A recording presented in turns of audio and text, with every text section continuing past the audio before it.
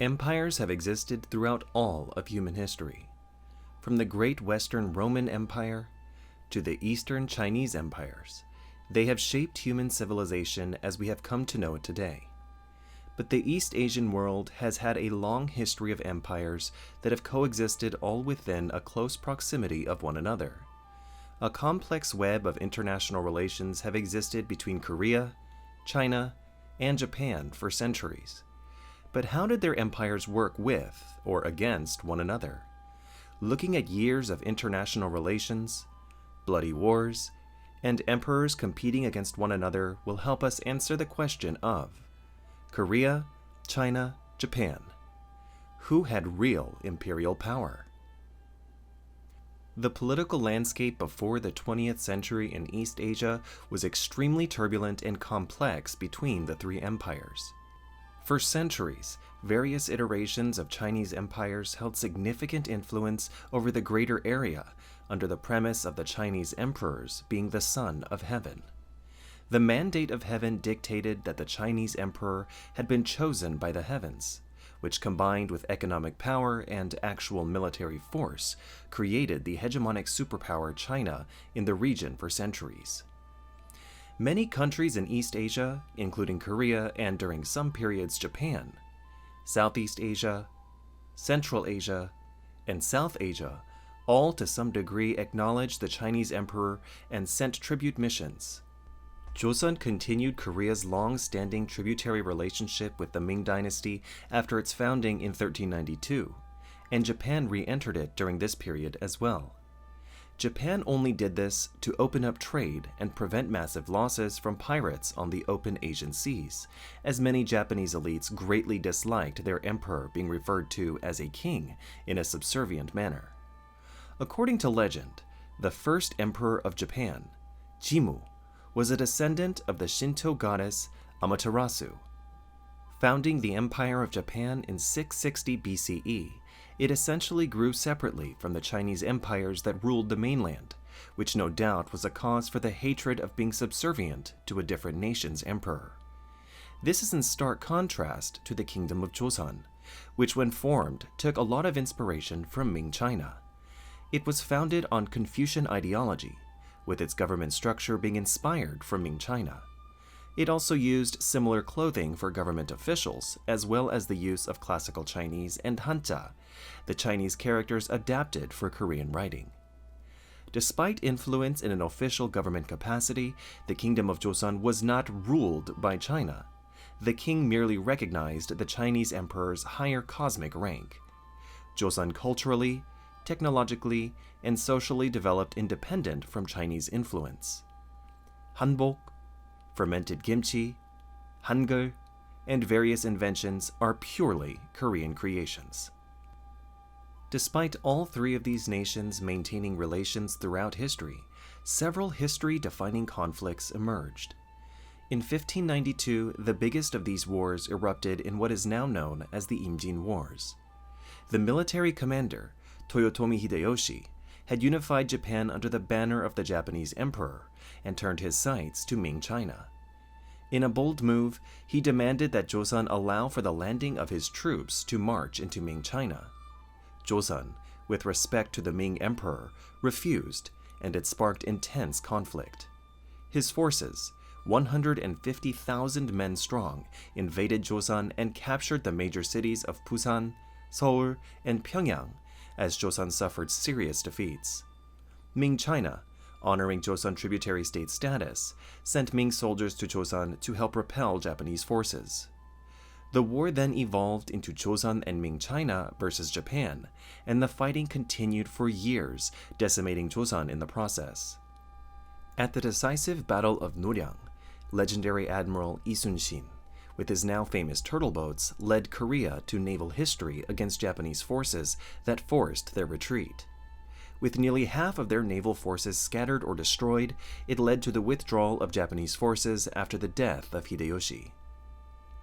Despite Joseon's close relationship with China, it eventually soured, causing many additional conflicts. The turning point was the transition from the Ming to the Qing dynasty.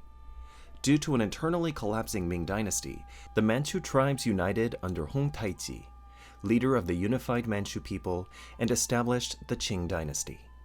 After battles with Ming and rebel forces for decades, the Qing overtook the Ming dynasty and formally established a new monarchy in China. Joseon, which was heavily based on Ming Chinese ideology, remained resistant to this new foreign power, which caused conflicts to emerge. In an effort to assert dominance, Qing repeatedly invaded Joseon, which after an initial peace negotiation and additional invasion resulted in King Injo of Joseon formally acknowledging the legitimacy of the Qing emperor. Despite this, for centuries, the Korean king honored the Ming ideology and legacy that Joseon's government was heavily based on, while maintaining its own sovereignty. In a similar manner, while respecting the Ming influence, Japan maintained its own status as an empire. East Asia then entered a rather quiet period internationally. Qing China was the global hegemon under its emperor. Joseon Korea was independently ruled under its king as a Chinese tribute state, and Japan was still ruled by an emperor, but appointed shoguns, or military rulers, that were the de facto leaders. Around the time of the establishment of the Qing dynasty, Japan entered a period known as Sakoku, or international isolation. For several hundred years, there wasn't significant conflict between the three. By the mid-1800s, the Tokugawa shogunate was starting to fracture when met with the Perry expedition, led by Commodore Matthew Perry. In an effort to open Japan to foreign trade, the American-led expedition caused a loss of faith in the shogunate to keep Japan safe. People called for the emperor to reclaim power and to modernize Japan. In 1867, Shogun Tokugawa Yoshinobu resigned and returned governing power to the Japanese emperor. Resistance among the shogunate supporters caused the Boshin Wars, where they were defeated by Japanese imperial forces.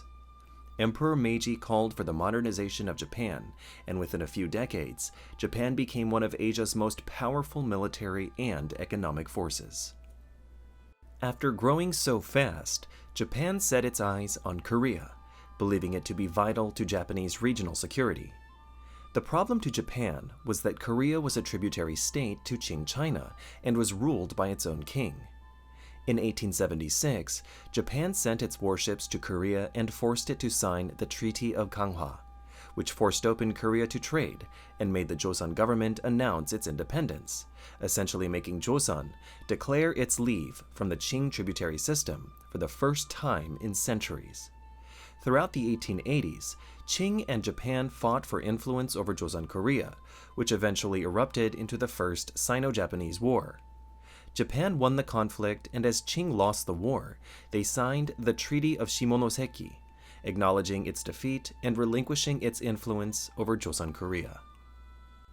In 1897, King Gojong declared Joseon Korea a state free from foreign imperial influence and established the Korean Empire, becoming emperor.